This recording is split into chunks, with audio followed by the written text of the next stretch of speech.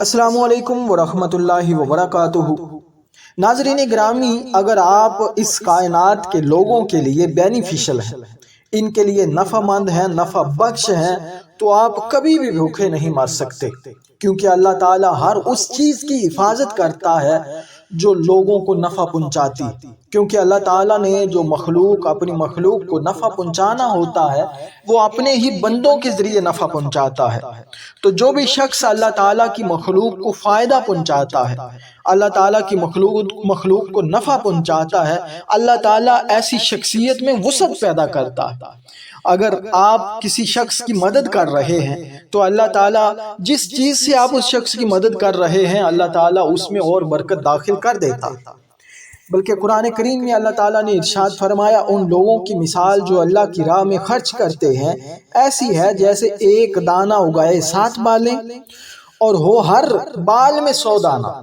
مطلب جو شخص اللہ تعالیٰ کی بارگاہ میں ایک دانہ دیتا ہے، اللہ تعالیٰ بدلے میں 7 دانے اسے عطا فرماتا ہے، اور 7 دانے اصل میں وہ نظر آنے والے تو 7 دانے ہیں، جب حقیقت میں ان کو دیکھا جائے گا اور ان کی برکات جب ہمارے اوپر برسیں گی تو حقیقت میں وہ 7 دانے نہیں، اللہ تعالیٰ فرماتا ہے ہر ایک بالی میں 100 دانہ ہوگا۔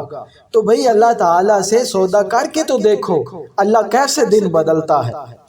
ہم انشورنس پر زیادہ ٹرسٹ کرتے ہیں، ہم اس پر زیادہ یقین کرتے ہیں۔ بھئی اگر آپ کی دکان سے کسی اللہ کے ایک غریب آدمی کا گھر چلتا ہو تو آپ بے فکر رہیں، آپ کو انشورنس کی ضرورت نہیں۔ انشورنس کیا کرتی ہے؟ وہ آپ کی دکان کی حفاظت کرتی ہے، خدا نخواستہ اگر کوئی نقصان ہو جائے تو اس میں سے کچھ % آپ کو وہ ہیلپ کرتے ہیں، اور اگر خدا نخواستہ آپ کیا کوئی اعزاز آیا ہو گیا تو وہ اس کے علاج کے لیے دیتے ہیں۔ لیکن جب ہم اللہ تعالیٰ سے سودا کرتے ہیں تو یہ معاملہ نہیں ہوتا، بلکہ وہاں تو یہ ہوتا ہے کہ آپ کی دکانداری کا جو نقصان ہے اس کا اندیشہ بھی نہیں ہوتا۔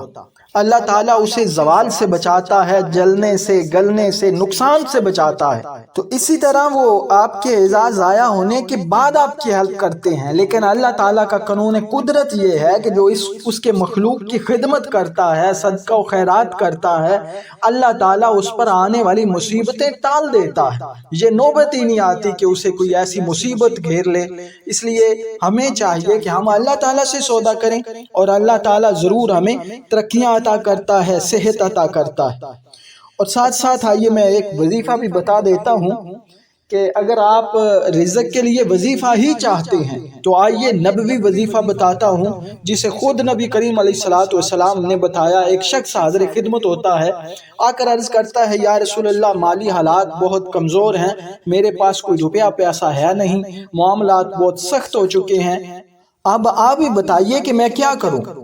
تو نبی کریم علیہ السلام نے ارشاد فرمایا، ہے میرے غلام تو ہر وقت وضو کے ساتھ رہا کر، ہر وقت وضو میں رہا کر، اللہ تعالیٰ آپ کی پریشانیاں دور کرے گا اور اللہ تعالیٰ آپ کو رزق وافر عطا کرے گا۔ اللہ تعالیٰ ایسی جگہ سے رزق عطا کرے گا کہ آپ کا گمان بھی وہاں نہیں ہوگا۔ جو شخص ہر وقت وضو میں رہتا ہے، اللہ تعالیٰ اسے طرح طرح کی مصیبتوں، پریشانیوں سے، حادثات سے بچاتا ہے۔ نبی کریم علیہ السلام کی حدیث ہے کہ شیطان اس شخص سے ڈرتا ہے جو وضو میں رہتا ہے، اور جو وضو کے ساتھ سو جائے رات کو تو فرمایا پوری رات اس شخص کی حفاظت اللہ تعالیٰ کا ایک فرشتہ کرتا ہے۔ اسی طرح ایک اور وظیفہ ہے، حضرت عثمان غنی رضی اللہ تعالیٰ عنہ ایک صحابی کے پاس حاضر ہوئے جو بیمار تھا، اور جا کر عرض کرتے ہیں کہ تیرا آخری وقت ہے، ہم تیری کچھ مدد کرتے ہیں تاکہ تیرے کچھ کام آ سکے۔ تو اس نے کہا، نہیں اللہ تعالیٰ کا شکر ہے، مجھے ضرورت نہیں۔ اس نے کہا، ہم آپ کی بیٹیوں کے لیے دینا چاہتے ہیں، بیٹا آپ کا ہے نہیں۔ تو اس نے کہا کہ میں نے اپنے بیٹیوں کو ایک خزانہ دیا ہوا ہے، انہیں بھی ضرورت نہیں ہے۔ تو حضرت عثمان غنی نے فرمایا، کیا خزانہ دیا ہوا ہے؟ وہ عرض کرتا ہے کہ میں نے نبی کریم علیہ السلام سے سنا ہے، جو شخص رات کو سورہ واقعہ کی تلاوت کرتا ہے اللہ تعالیٰ اسے فکر و فاقہ سے محفوظ رکھتا ہے۔ محنت کرنی چاہیے، لیکن صرف محنت سے کام نہیں چلے گا۔